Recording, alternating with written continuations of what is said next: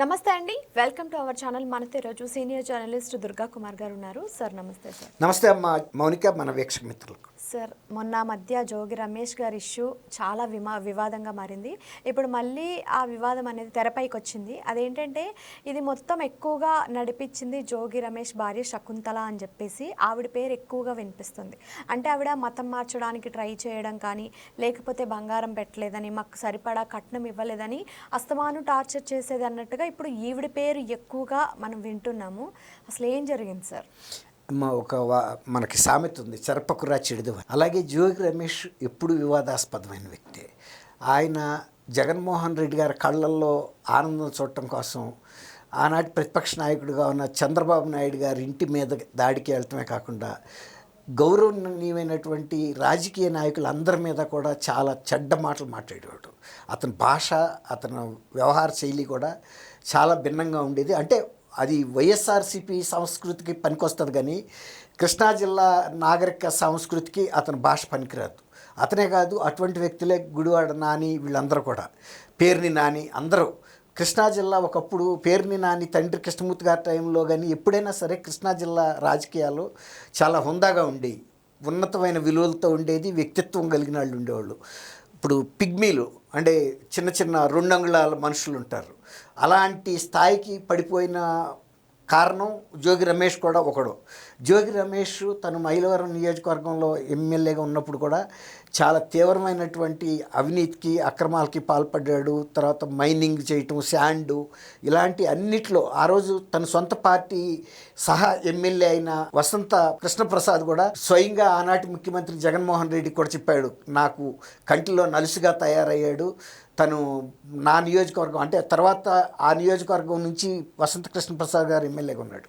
ఆయన కూడా ఫిర్యాదు కూడా చేశాడు. సొంత పార్టీలో ఉండి బహిరంగంగా పత్రికలకు కూడా చెప్పాడు, అతను చేస్తున్న అక్రమాలు నా మీద చెప్తున్నారు, నాకు సంబంధం లేదు, ఇలాంటివన్నీ చేసేది జోగి రమేష్ అని. అలాంటి జోగి రమేష్ తనకు ఒక రోజు కూడా ఇలాంటిది వస్తుందని ఆయన ఊహించలా. ఎప్పుడైనా మనం కూడా అదే పరిస్థితి వచ్చినప్పుడు ఎలా ఉంటుంది అనేది ఇప్పుడు ఆయన చూస్తున్నాడు. ఆయన కుమారుడు వివాహం తర్వాత ఆయన కుటుంబం, అంతకుముందు అక్రమ మద్యంలో కూడా అతను చాలా సూత్రధారిగా ఉండి అరెస్ట్ అవ్వటం, వాళ్ళ తమ్ముడిని కూడా అరెస్ట్ చేశారు. అలా వీళ్ళు ఎప్పుడు కూడా వివాదంలో ఉన్నారు. తర్వాత యాగ్రిగోల్డ్ భూములు కూడా కొని వేరే సర్వే నంబర్లు కొని యాగ్రిగోల్డ్ భూములు ఆక్రమించారు.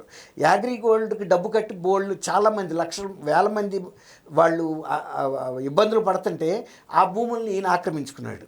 అలాంటి అనేకం చేసి సొంత కొడుకు వివాహంలో ఇప్పుడు సూర్యాపేట, అది ఆంధ్రప్రదేశ్లో కాకుండా తెలంగాణ నల్గొండ జిల్లా సూర్యాపేటకు చెందిన ఒక అమ్మాయిని వివాహం చేసుకున్నారు.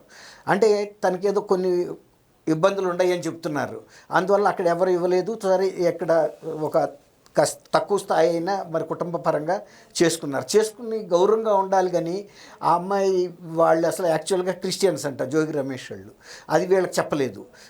గౌడ్స్ వాళ్ళు సామాజిక వర్గంగా, మరి వీళ్ళు సహజంగా హిందూసే ఉంటారు కదా గౌడ్స్. అక్కడికి వెళ్తే ఆ అమ్మాయి వీళ్ళ క్రిస్టియన్ మతం ఫోటోలు అవన్నీ చూసి 3వ అంతస్తులోకి వెళ్ళి అక్కడ పూజ చేసుకుంటుంటే అగరబత్తీలు వెలిగిస్తే ఏంటి శవం కాలిన వాసన వస్తుందని చెప్పి ఆ అమ్మాయి మీద అవాకులు చవాకులు పేలేడంట. చాలా అంటే వేధించారు. ఇప్పుడు మీరు అన్నట్టు గొలుసు పెట్టండి, అవి పెట్టండి, కారు పెట్టండి, అని వేధించారు. కానీ ఏదో వాళ్ళు పెట్టగలిగినంత పెట్టారు, పెట్టలేదని కాదు. పెట్టిన తర్వాత ఏమైందంటే యాక్చువల్గా అతను కొన్ని ఆరోగ్య సమస్యల మూలన ఆ అమ్మాయి అతనితో సరిగా ఉండలేక నేను విడాకులకని వెళ్ళిన తర్వాత ముందు ఒప్పుకున్నారు మధ్యవర్తుల సమక్షంలో, ఏదో వాళ్ళు పెట్టిన ఖర్చు ఇవ్వటానికి, ఆ అమ్మాయికి ఏదో మెయింటెనెన్స్కి. తర్వాత వీళ్ళకి ఆహ్వానం వచ్చింది, మనం ఇంత మంత్రిగా ఉన్నాము, ఇంత డబ్బులు సంపాదించాము, వాళ్ళకి మనం లొంగేది ఏంటి, డబ్బులు ఇవ్వాల్సిన అవసరం మనకేంటని డబ్బులు ఇవ్వకుండా ఎదురు తిరిగేటప్పటికి విషయం పోలీస్ స్టేషన్కి వెళ్ళి ఆ అమ్మాయి ఉన్నట్టు అన్ని కంప్లైంట్స్ చెప్పేసింది, వాళ్ళు ఎలా వేధించారు ఏంటని. ఇప్పుడు మీరు చెబుతున్నారు ఆ అమ్మాయి వాళ్ళ భార్య శకుంతల ఇంకా కొంత ఈ అమ్మాయిని ఏదిచ్చిందని, మతం మారమని కూడా, అంటే క్రిస్టియన్ మతంలోకి మారమని. ఇప్పుడు కొత్తగా వచ్చిన అమ్మాయి అనేక సమస్యలతో భర్తతోనే సతమతం అవుతుంటే మతం ఒక సమస్య అక్కడ.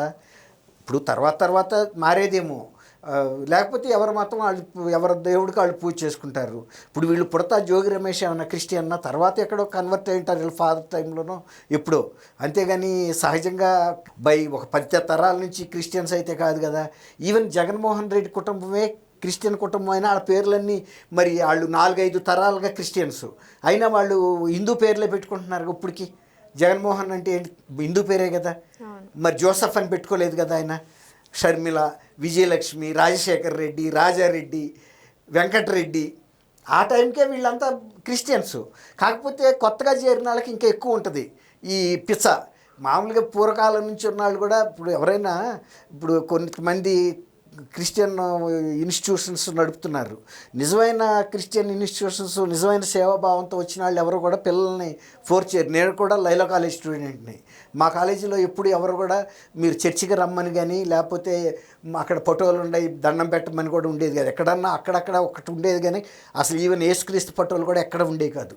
ఎవరు తర్వాత హిందూ పండగలను కూడా వాళ్ళు కూడా సెలబ్రేట్ చేసేవాళ్ళు. ఇప్పుడు సపోజ్ ఆ రోజు శ్రీరామనవమి అనుకోండి, శ్రీరామనవమి పానకం మా హాస్టల్లో ఇస్తారు. లేకపోతే ఉగాది పచ్చడి ఇస్తారు, ఉగాది స్పెషల్స్ ఉంటాయి. అట్లా దీపావళి కూడా మేము చేసుకున్నాం. ఇది ఏంటి ఇలా చేయటం అనేది అంటే ఇది పూర్తిగా తెలిసిన వాళ్ళు ఇట్లాంటి పనులు చేయరు. అపరిపక్వతగా ఉండే వ్యక్తులే చేస్తారు.